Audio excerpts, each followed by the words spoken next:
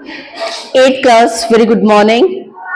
आज व्याकरण के जिस विषय पर मैं आपके साथ चर्चा करने जा रही हूं वो है वचन। वचन किसे कहते हैं? ऐसे शब्द जिनसे संज्ञा शब्दों की गिनती का पता चलता है उन्हें वचन कहते हैं। वचन दो तरह के होते हैं, एक वचन, बहुवचन।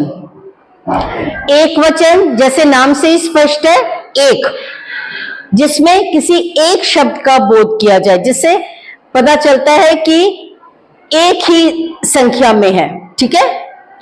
बहु जैसे नाम से ही स्पष्ट हो रहा है, बहु का मतलब है बहुत सारे। तो ऐसे शब्द जिनसे बहुत सारी चीजों का बोध हो। ठीक है बेटे, जब भी व्याकरण आपने याद करना है तो आपने लिख के याद करना है, बोल के याद करना है, और विशेष रूप से जो ध्यान देने वाली बात है वो है उच्चारण की। जब तक आप ठीक से बोलोगे नहीं ना बेटे, तब तक आप ठीक से लिख नहीं पाओगे, और ठीक से लिख नहीं पाओगे तो आप गलत लिख लोगे। ठीक है। व्याकरण एक ऐसा विषय है जिसमें आपके मैथ्स की तरह पूरे में से पूरे नंबर आ सकते हैं, और जहां आपने थोड़ी सी भी गलती की, आप उम्मीद मत करना कि आपको वहां पर आधा नंबर मिल जाएगा। क्वेश्चन आंसर्स में अगर आप 3-4 पंक्तियों के लिखते हो और थोड़ी सी एक लाइन भी सही होती है तो आपको वहां पे हाफ मार्क्स दे दिया जाता है। लेकिन ग्रामर में अगर कहीं पे आपने बिंदी की भी गलती की, चंद्र बिंदु नहीं लगाया, अशुद्ध लिख दिया, वही काटा मार के आपको 0 मिल जाएगा। एक चीज मान के चलो, आप यहाँ पे जब भी व्याकरण आप कुछ भी लिखते हो तो उसमें कोई भी जो अगर आपको लग रहा है कि गलत हो गया, सिंपली उसको काटा मार दो, आगे लिखो। वहीं पे जो है आपने उसमें करेक्शन नहीं करनी है। ठीक है। छोटे ऊ की मात्रा बना दी, हाय हाय छोटी नहीं होनी चाहिए थी, बड़ी आनी चाहिए थी, उसी को गोल घुमा दिया, नहीं, ओवर राइटिंग नहीं होनी चाहिए बेटे, बिल्कुल नहीं होनी चाहिए। हर चीज जो है वो स्पष्ट होनी चाहिए अगर अच्छे मार्क्स लेने हैं तो। ठीक है। अब यहां पे देखिए, बूंद, पहला शब्द है बूंद। बूंद को आपने एज इट इज ही लिख देना है। बूंद एक वचन है और बूंदे बहुवचन है। हंसना नहीं, जैसे मैं हर शब्द का उच्चारण कर रही हूं उसी तरीके से आपने करना है। देखने में आपको ऑड लगेगा कि मैडम क्या कर रहे हैं, घर में भी बेटा आपने ऐसी प्रैक्टिस करनी है। राइट। अब देखो, इसमें बिंदी लगी हुई है, द को एक ही मात्रा बिंदी लगी है, तो उसका उच्चारण उसी तरीके से होगा। ठीक है।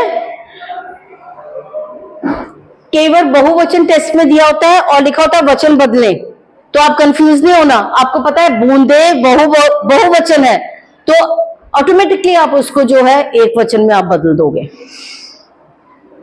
उसमें कई बार प्रश्न सीधा दिया होता है वचन बदलिए, और बहुवचन का एक शब्द दिया होता है, आप कहोगे ये बहुवचन, अब मैं इसको क्या करूं? तो अंडरस्टूड है, वचन बदलो।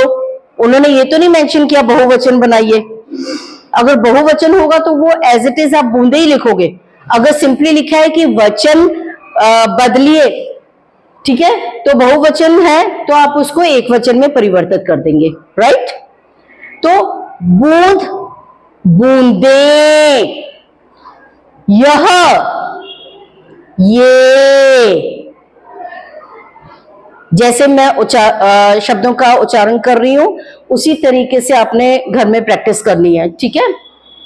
खेल, खेल आपने एज इट इज ही लिख देना है, खेलो बिंदी।